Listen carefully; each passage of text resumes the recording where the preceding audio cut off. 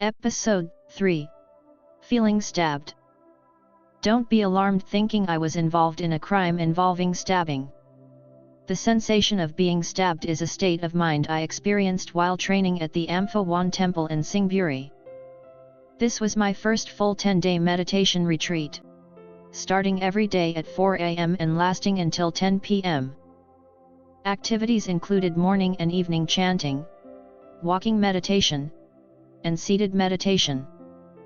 During the retreat, we refrained from using any communication devices, focusing on speaking less and practicing more. In the early days of meditation, I found it very difficult. I lacked awareness and only felt discomfort in my mind and body from sitting for long periods. I would switch between walking and sitting without any mindfulness. It wasn't until around the 5th day that I began to gain more awareness, and my mind started to settle down.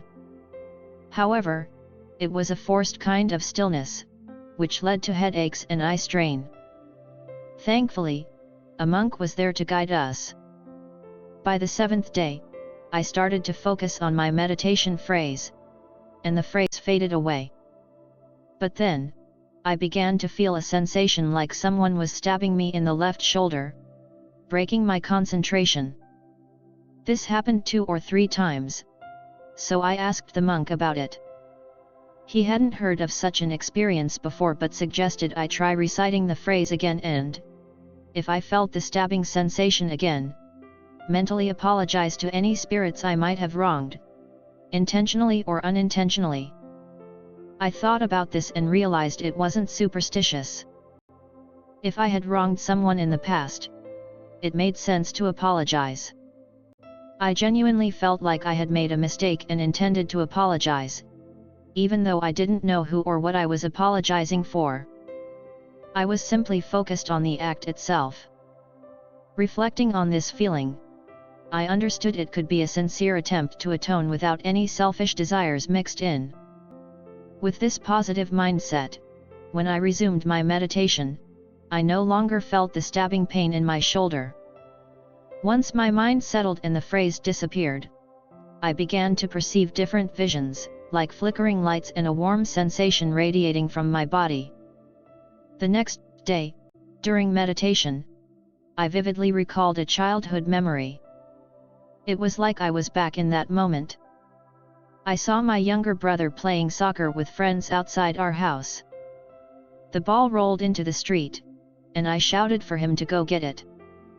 He ran out and ended up getting hit by a car, breaking his arm.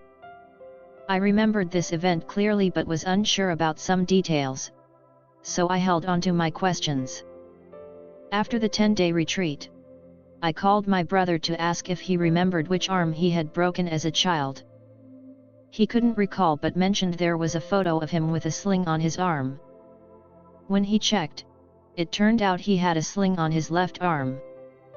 I concluded that my brother was the one I needed to apologize to, and he responded, "I forgive you," since he didn't remember the incident. This experience made me believe more in the law of karma. We can never know how our actions, intentional or unintentional, affect others. In this case, I hadn't meant for my brother to get hurt. I only wanted him to fetch the ball. If I hadn't yelled for him, he might not have run into the street at all. That incident became a significant obstacle during my meditation practice. Had I not taken the time to apologize, I might not have overcome those challenges.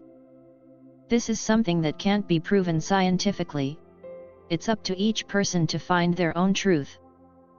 For me, it was a clear realization of connection and understanding, suggesting that there are many truths waiting for us to discover. Karma is unique to each individual, and no one can tell us when our actions will bear fruit. There's a saying that children are like blank slates, but they are born with both good and bad karma. They are not completely clean but have colors based on their past actions, and as they grow, they accumulate new karma.